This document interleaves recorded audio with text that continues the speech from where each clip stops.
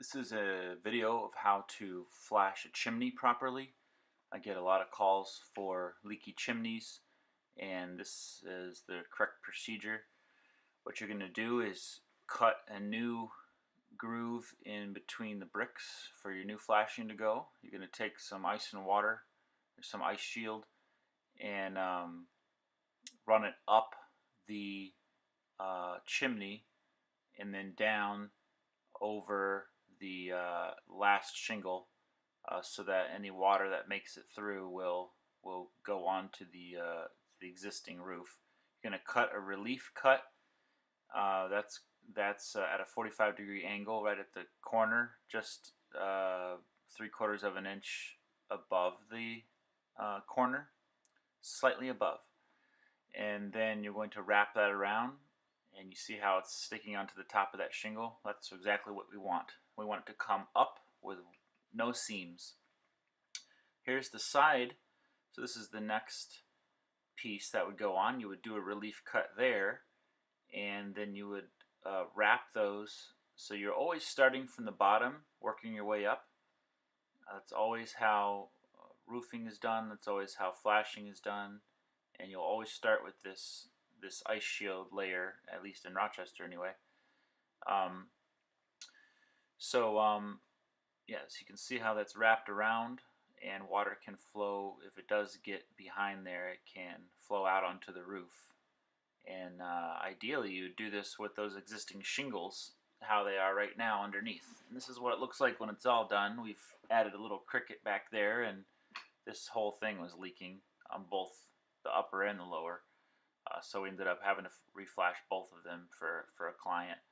So this guy had buckets full of water coming in. So with this procedure, this will not leak.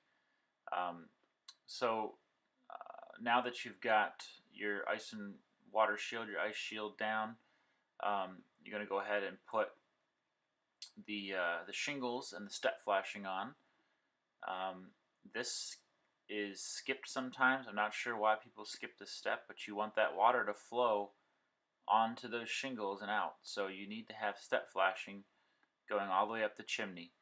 So you'll go ahead and do that. You'll add one shingle and one piece of step flashing above that shingle. That step flashing should come down as low as you can without it being seen. You shouldn't see step flashing ever. And just like I'm doing it here, each piece overlaps the next piece, so that water will flow down in there and onto the shingle below it, and then down the roof into the gutter. This is the correct way to do step flashing. You're going to add that all the way up. Each piece gets its own, and I put one nail in there right on the nail line of the shingle. You want to nail as little as possible to keep water out. So then you're going to go ahead and cut your groove up there on the chimney, and I'm going to show you exactly what you're going to do with the metal. So the first step with your metal is you're going to bend a hem.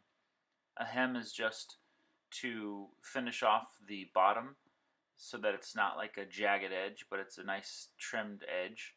And it also provides some strength for the metal, because sometimes you put it up there and it's wavy and has gaps, and this looks really bad. So the hem helps reduce that. Go ahead and figure out how high you need your flashing to be, and then you're also going to do a little bit of a skirting on the bottom piece. So a skirting is more at an angle.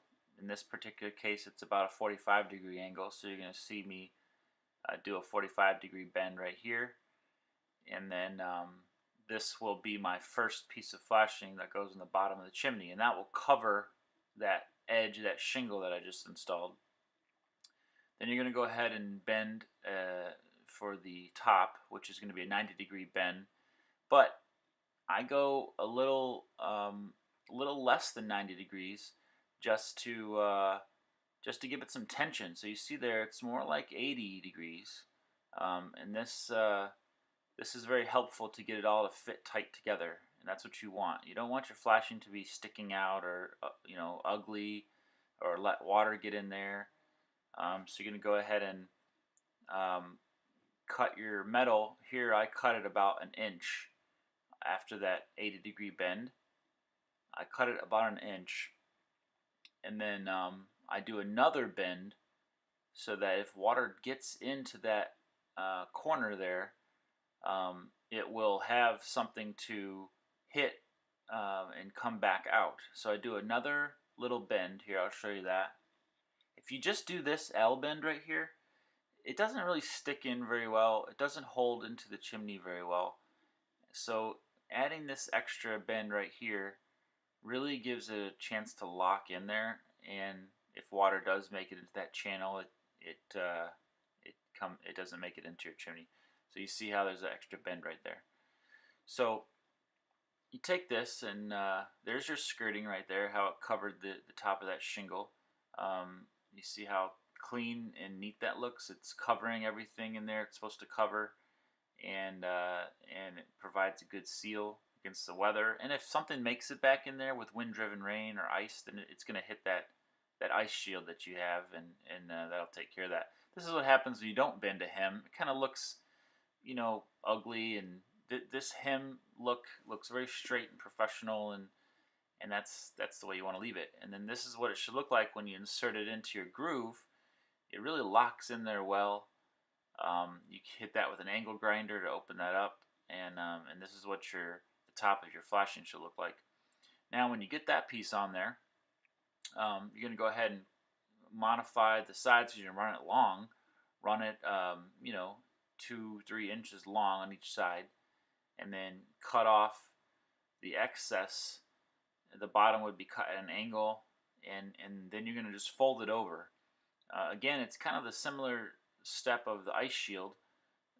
You're always starting at the bottom and you're working your way up, and you're always folding over so that water does get into that seam right there, and it will be, it will exit down the side and onto the shingles and down into the gutter. So this is the proper way to do this. I've seen this done so many times improperly, and you're just asking for trouble. So anyway, here's your step flashing going up the sidewall. You got your bottom piece of counter flashing, which is what this big metal right here is called, counter flashing. And you're going to go ahead and run that long, also another 2 or 3 inches long. And I'm going to hem that edge there on the right and fold it over. And it's already hemmed on the bottom there. I've already marked my line, and I know I'm going to do a 2-inch fold over, and there it is right there. See how it's folded over? That's a very neat, clean appearance. I mean, this is no water is going to get in there, and if a little bit does get in that crack there on that seam, then it's going to go right down the roof shingles and into the gutter like it's supposed to.